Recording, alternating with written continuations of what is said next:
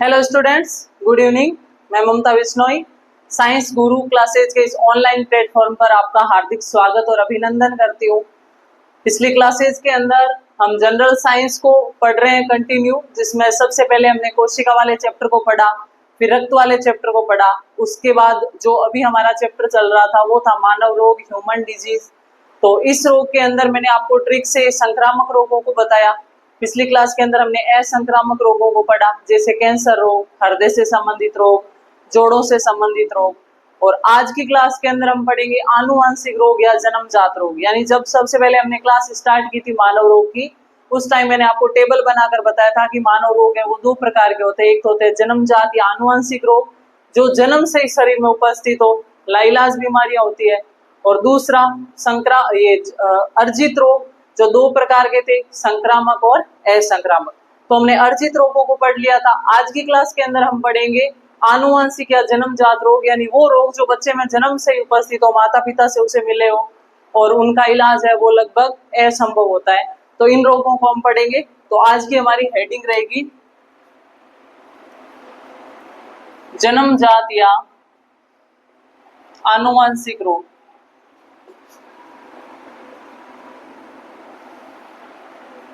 और इसके अंदर हम मेनली पढ़ेंगे, जैसे कुछ रोग मैं बता देती हूँ आपको, हीमोफीलिया है, वर्णांधता है, सिकल सेल एनीमिया है। उसी प्रकार कुछ गुणसूत्रों से होने वाले विकार, जैसे down syndrome, Turner syndrome, Klinefelter syndrome, यानी जितने भी प्रकार के सिंड्रोम होते हैं और आनुवंशिक रोग हैं, इन सबको हम पढ़ेंगे विस्तार से। और इसमें सबसे पहला जो रोग ले रही हूँ वो है हीमोफीलिया।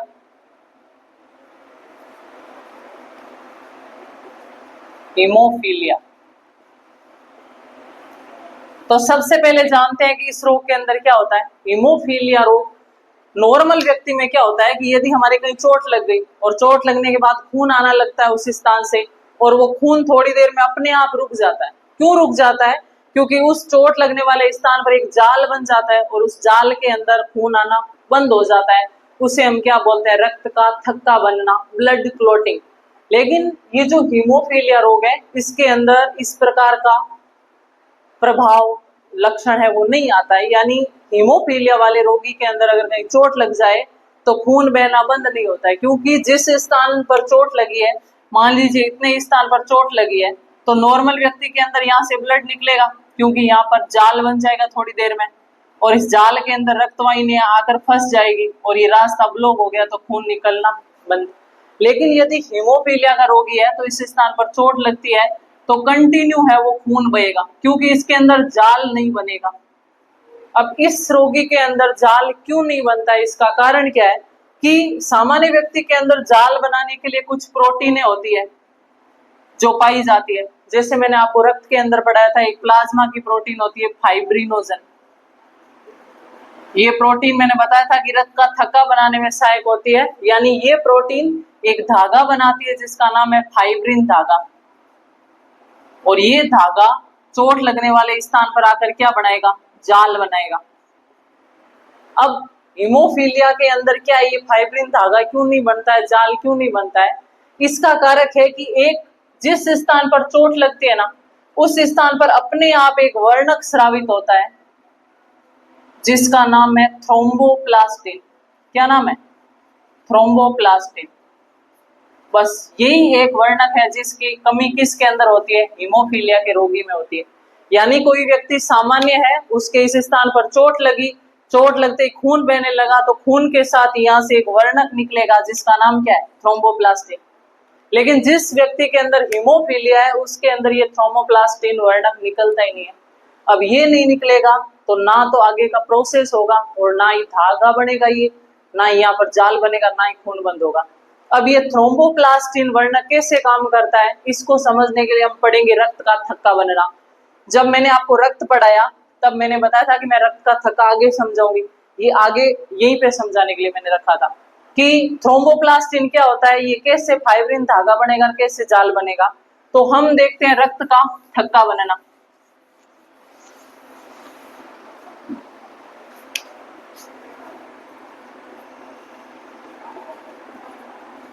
देखिए, रक्त का थक्का बनने के लिए क्या होगा, जैसे जिस स्थान पर चोट लगी है उसे हम क्या बोलेंगे? क्षतिग्रस्त ऊतक। जिस स्थान पर चोट लगी है वहां का ऊतक क्या कहलाएगा? क्षतिग्रस्त ऊतक।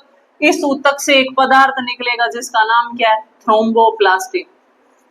क्या नाम है? थ्रोम्बोप्लास्टिन। अब क्षतिग्रस्त ऊतक से क्या बह रहा है? रक्त बह रहा है कि नहीं बह रहा है? और इस रक्त के अंदर एक तो है प्लेटलेट्स। क्या है? प्लेटलेट्स। मैंने जब आपको रक्त पढ़ाया तब मैंने बताया था कि प्लेटलेट्स है वो रक्त को गाढ़ा बनाने का काम करती है। अब रक्त निकल रहा है, प्लेटलेट्स अगर ज्यादा निकलेगी तो रक्त गाढ़ा होगा कि नहीं होगा? तो पहला तो रक्त का थक्का बनाने में सहायक कौन सी रक्त कणिका हो गई? प्लेटलेट्स। अब देखिए, जिस स्थान पर चोट लगी वहां से थ्रोम्बोप्लास्टिन निकलेगा और ये इस रक्त में से कौन सा आयन लेगा? कैल्शियम आयन लेगा। यानी थ्रोम्बोप्लास्टिन और कैल्शियम आयन मिलकर एक काम करेंगे। एक प्रोटीन होती है जिसका नाम है प्रोथ्रोम्बिन प्रोटीन। ये प्लाज्मा की निष्क्रिय प्रोटीन होती है, प्रोथ्रोम्बिन प्रोटीन, जो रक्त के प्लाज्मा में पाई जाती है। यानी रक्त के प्लाज्मा की निष्क्रिय प्रोटीन। कौन सी प्रोटीन? प्रोथ्रोम्बिन। ये जो प्रोथ्रोम्बिन प्रोटीन है ये निष्क्रिय अवस्था में पड़ी है, तो इसको सक्रिय कौन करेगा? थ्रोम्बोप्लास्टिन और कैल्शियम क्या करेंगे? इसको सक्रिय करेंगे। और ये सक्रिय होकर किस में बदलेगी? थ्रोम्बिन के अंदर बदलेगी। किस में बदलेगी? थ्रोम्बिन के अंदर। यानी ये प्रोटीन अब कैसी हो गई? सक्रिय प्रोटीन हो गई। अब ये सक्रिय हो गई तो ये क्या काम करेगी? मैंने आपको बताया था कि रक्त की प्लाज्मा में पाई जाती है फाइब्रिनोजन प्रोटीन, जो रक्त का थक्का बनाने में सहायक होती है। अब वो भी फाइब्रिनोजन क्या है? निष्क्रिय अवस्था में। फाइब्रिनोजन निष्क्रिय अवस्था में,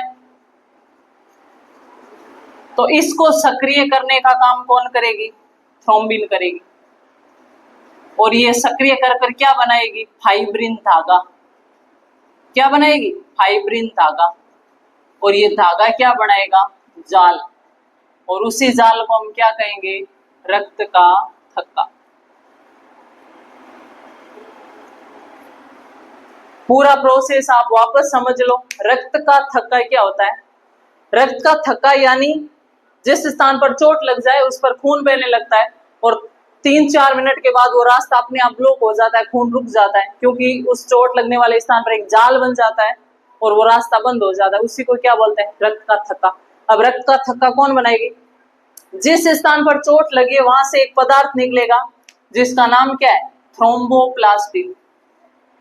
अब अगर हीमोफीलिया वाला रोगी है तो इसके अंदर थ्रोम्बोप्लास्टिन नहीं निकलेगा। शुरू की चीज ही नहीं निकली तो आगे का प्रोसेस होगा ही नहीं। यानी हीमोफीलिया के रोगी में रक्त का थक्का नहीं बनता है, तो ऐसे व्यक्तियों में खून लगातार बहता रहता है जिससे रक्त रुकता नहीं। ठीक है, तो जिस स्थान पर चोट लगी है वहां से कौन सा वर्णक निकलेगा? थ्रोम्बोप्लास्टिन। ये थ्रोम्बोप्लास्टिन वर्णक रक्त में से कौन सा आयन लेगा? कैल्शियम आयन लेगा। ये दोनों मिलकर रक्त के प्लाज्मा की एक निष्क्रिय प्रोटीन होती है जिसका नाम क्या है? प्रोथ्रोम्बिन। ये इस प्रोथ्रोम्बिन को दोनों मिलकर क्या करेंगे? सक्रिय करेंगे और क्या बनाएंगे? Thrombin protein. ये थ्रोम्बिन प्रोटीन सक्रिय हो गई। ये प्लाज्मा की एक निष्क्रिय प्रोटीन फिर होती है जिसका नाम है फाइब्रिनोजन। इस फाइब्रिनोजन को ये प्रोटीन क्या करेगी? सक्रिय बढ़ेगी और सक्रिय करने से जो भाग बनेगा उसको हम क्या बोलेंगे? फाइब्रिन धागा। और धागे से क्या बुना जाता है? जाल।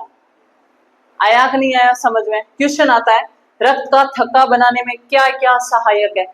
आपको क्या ध्यान रखना है? एक तो प्लेटलेट्स। क्या ध्यान रखना है? प्लेटलेट्स। दूसरा कैल्शियम आयन। कौन सा ion? Calcium ion.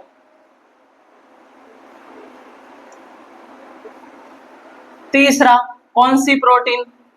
Thromboplastin.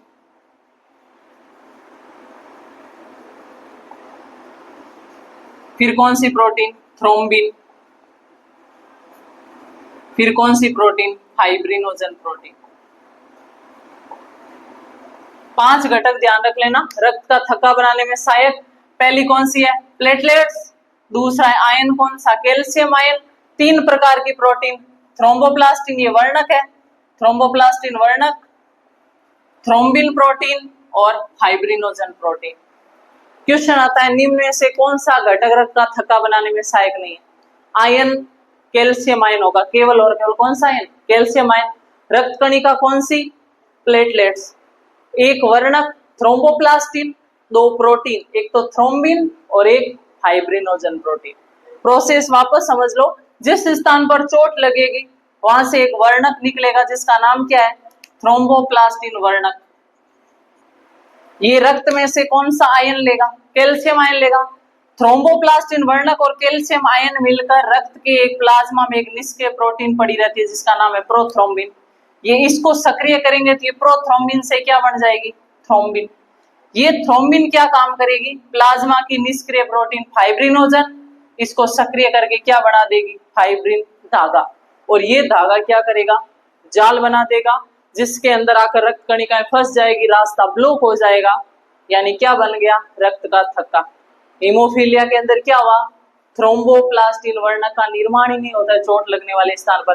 Thromboplastin नहीं होगा तो ये सक्रिय नहीं होगी, ये सक्रिय नहीं होगी तो ये सक्रिय नहीं होगी, धागा नहीं बनेगा तो जाल नहीं बनेगा।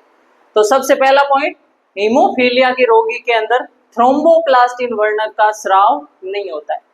ठीक है, इसको आप नोट करो, फिर आगे बढ़ते हैं। हीमोफीलिया, तो रक्त के थके के बाद हम हीमोफीलिया को देखते हैं। फिर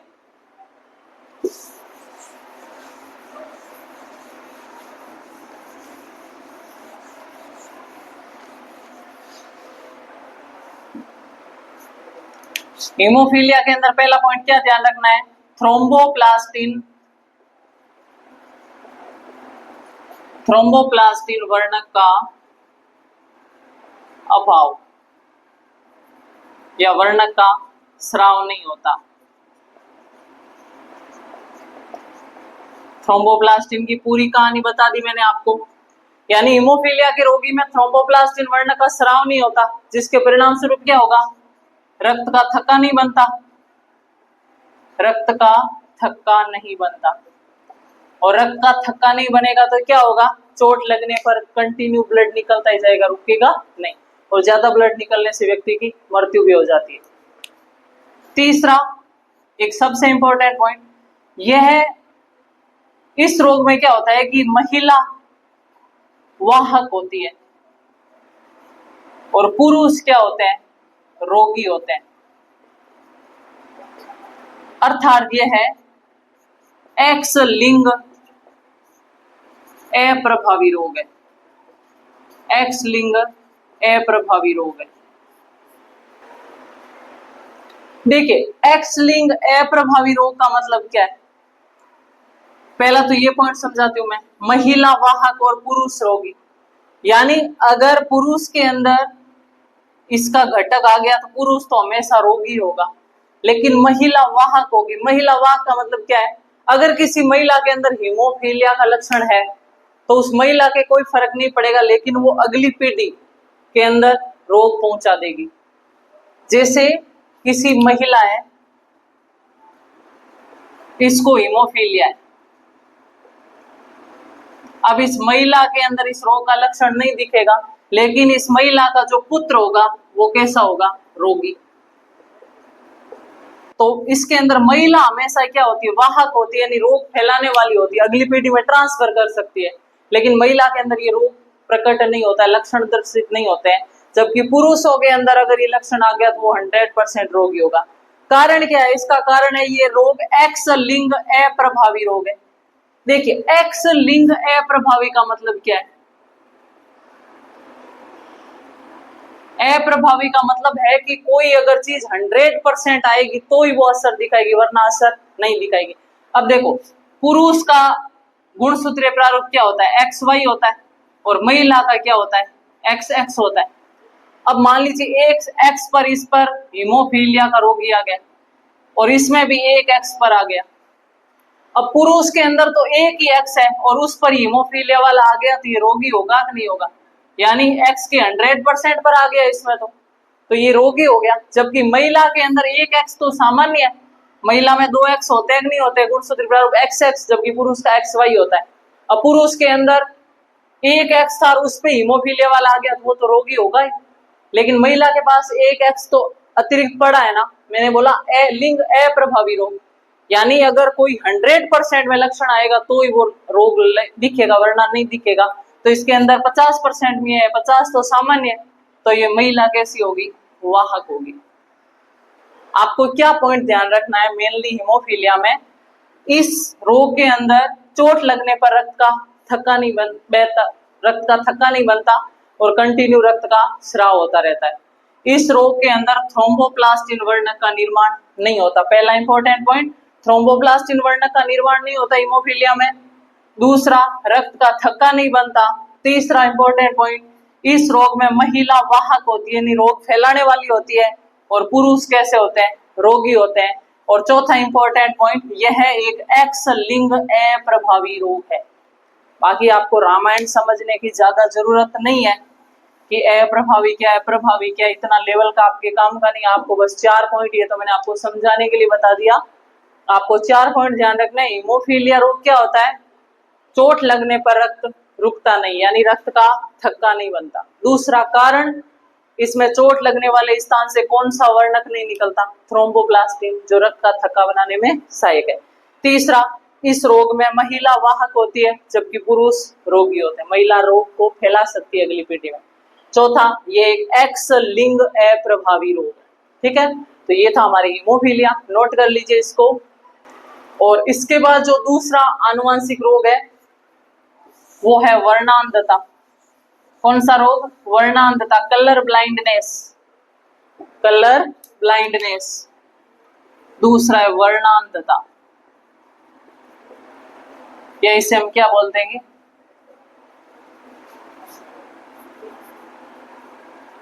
कलर ब्लाइंडनेस। इस रोग में क्या होता है कि जो रोगी व्यक्ति होता है वो लाल व हरे रंग में अंतर स्पष्ट नहीं कर पाता है। लाल व हरे रंग में अंतर स्पष्ट नहीं कर पाना, यानी दो कलर, जैसे एक ये लाल है और एक मेरे पास हरा है, तो आप देख रहे हो अगर आपको कलर ब्लाइंडनेस है तो आपको इन दोनों में अंतर दिखेगा ही नहीं। वो रोग कौन सा होता है, वर्णांधता। बिल्कुल हीमोफीलिया की तरह इसमें भी क्या होगा, महिला वाहक जबकि पुरुष क्या होंगे, रोगी। और इसका कारण क्या है, यह एक एक्स लिंग अप्रभावी रोग है। बस 3 पॉइंट ध्यान रखना, कलर ब्लाइंडनेस या वर्णांधता, रोगी व्यक्ति लाल व हरे रंग में अंतर स्पष्ट नहीं कर पाता है।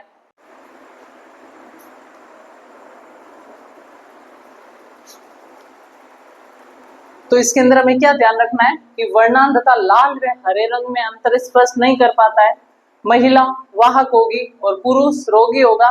और ये हीमोफीलिया की तरह क्या है, एक्स लिंग अप्रभावी रोग है, यानी पुरुष के अंदर तो एक ही एक्स होता है, उसी पर अगर एक्स सी यानी कलर ब्लाइंडनेस एक्स वाई, और महिला एक्स सी एक्स, जबकि महिला के अंदर तो 50% में है, तो महिला क्या होगी, वाहक होगी, जबकि पुरुष क्या होगा, रोगी होगा, क्योंकि उसके अंदर एक ही एक्स है और उस पर भी रोग उत्पन्न करने वाली जीन है, यानी 100% एक्स पर है, तो पुरुष कैसा होगा, रोगी होगा। तो ये आज हमने पढ़े वर्णांधता और हीमोफीलिया। अब नेक्स्ट हम पढ़ेंगे जो गुणसूत्रीय विकार से होने वाले रोग है, यानी गुणसूत्रों की संख्या ज्यादा होने से, कम होने से, गुणसूत्र की संरचना में परिवर्तन होने से, तो जितने भी प्रकार के आगे सिंड्रोम है, कुछ सिकल सेल एनीमिया है, थैलेसीमिया है, इनको हम पढ़ेंगे नेक्स्ट क्लास के अंदर। तो यहाँ तक थी हमारी क्लास, मिलते हैं नेक्स्ट क्लास के अंदर, तब तक के लिए थैंक यू सो मच।